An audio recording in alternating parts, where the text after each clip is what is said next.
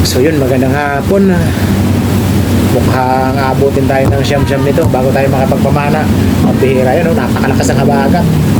Talaga naman, nakakabagot na hindi tayo nakakalusok. Pang-apat na araw na hindi tayo nakakapagpamana. So bali papakita ko sa inyo kung gaano kalakas yung habagat. Talaga, malakas talaga yung habagat.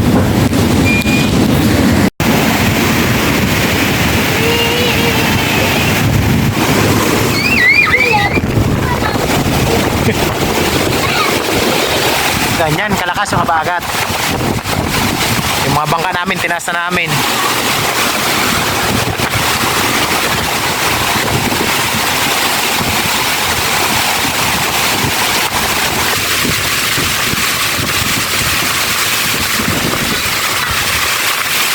Baka higit 2 linggo tayo nito hindi makapagpamana. May kasunod pa kasi yung bagyo. May namumuo pa sa labas na 2. Kaya ito yung magiging resulta.